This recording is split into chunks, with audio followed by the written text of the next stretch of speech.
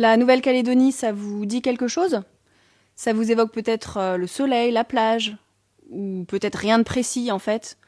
Encore une de ces îles à l'autre bout du monde. Mais en fait, la Nouvelle-Calédonie, ça nous concerne toutes et tous. Et vous savez pourquoi? Parce que jusqu'à aujourd'hui, c'est encore une colonie française. Oui, oui, la France a encore des colonies aujourd'hui. Je vous parle d'un territoire occupé par la France et où le peuple colonisé, les Kanaks, demande son indépendance depuis toujours. Et c'est d'ailleurs pour ces deux raisons que l'ONU l'a inscrite en 1986 sur la liste des territoires non autonomes à décoloniser.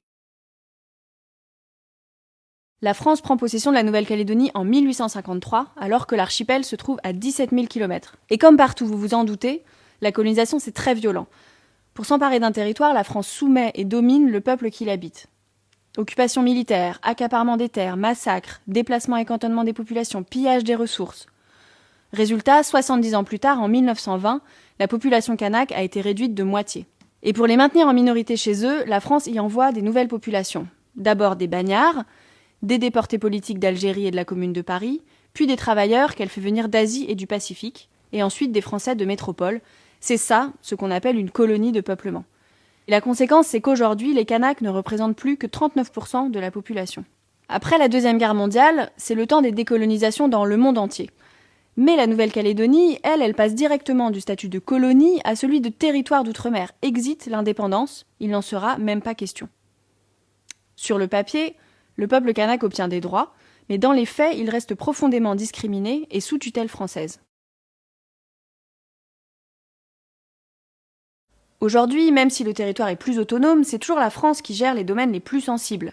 C'est ce qu'on appelle les compétences régaliennes. C'est la monnaie, la défense, la justice, le maintien de l'ordre, les relations internationales. Ça fait donc 170 ans que l'armée française occupe le pays. La monnaie est toujours imprimée et gérée depuis Paris. La société calédonienne reste profondément inégalitaire et raciste. Les Kanaks subissent toujours ségrégation et discrimination. Ils sont davantage touchés par la pauvreté, par le chômage. À Nouméa, la ville principale, ils ont plus de mal à avoir un logement et ils ne peuvent pas entrer dans certains restaurants ou bars. Et c'est notamment pour ça qu'elle a été surnommée Nouméa la Blanche par les premiers indépendantistes. Et s'il y a des colonisés, vous vous en doutez, il y a aussi des personnes qui profitent de cette situation coloniale.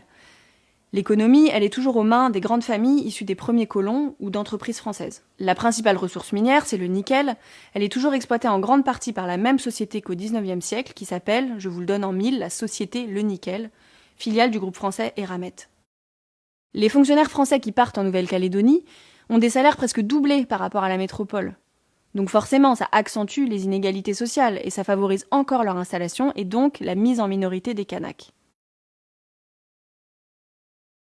Cette domination coloniale, évidemment, les Kanaks n'ont jamais cessé de la combattre. Dans les années 1980, notamment, ils se mobilisent massivement, en bloquant la production de nickel, en boycottant les élections.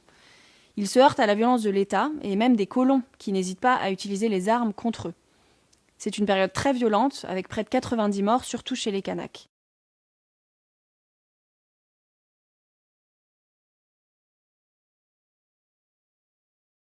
Les indépendantistes obtiennent enfin des négociations, puis des accords avec l'État et les partisans de la Calédonie française pour un processus de décolonisation qui sera progressif. C'est les accords de Matignon en 1988, puis de Nouméa en 1998, qui ouvrent une période de transition de 20 ans. L'accord dit clairement « L'État reconnaît la vocation de la Nouvelle-Calédonie à bénéficier à la fin de cette période d'une complète émancipation ». C'est donc à partir de ces accords que la Nouvelle-Calédonie obtient plus d'autonomie et que 3 consultations sur l'accession du pays à la pleine souveraineté sont enfin prévues. Officiellement, ce ne sont pas des référendums, car c'est le Parlement français qui aura le dernier mot en fait. La population kanak et calédonienne est simplement consultée. Le 3e et dernier vote doit avoir lieu le 12 décembre 2021, mais contre la volonté des indépendantistes qui demandent son report, car une nouvelle vague de Covid frappe durement le territoire depuis septembre. Si l'État français a choisi de passer en force en maintenant cette date malgré tout, c'est parce que le oui à l'indépendance progresse rapidement. 43% en 2018, 47% en 2020. On sait maintenant que le projet indépendantiste convainc largement chez les Kanaks, mais aussi dans d'autres communautés. Et c'est ça qui inquiète fortement l'État et les colons. Si la France a du mal à lâcher le morceau, c'est parce qu'elle a beaucoup d'intérêt en Nouvelle-Calédonie, bien sûr, une position stratégique dans le Pacifique, une base militaire, des ressources minières, des ressources maritimes. Elle est donc à la fois juge et partie dans cette histoire. Elle est censée organiser la décolonisation, mais elle n'est pas neutre, puisque c'est elle, la puissance coloniale. Nier la vie du peuple colonisé, imposer son agenda, bafouer ses engagements, user de sa force armée. L'État français joue un jeu trouble depuis toujours. De la colonisation à la France-Afrique, il a déjà montré qu'il ne reculait devant rien au nom de ses intérêts, même s'il faut pour cela piétiner la souveraineté des peuples. La lutte kanak a donc plus que jamais besoin de notre soutien. Nous pouvons refuser cette politique coloniale menée en notre nom, en étant solidaires du peuple kanak et de sa revendication à la liberté et à l'indépendance. Parlez-en autour de vous, partagez ces infos, manifestez votre soutien. La domination coloniale doit cesser.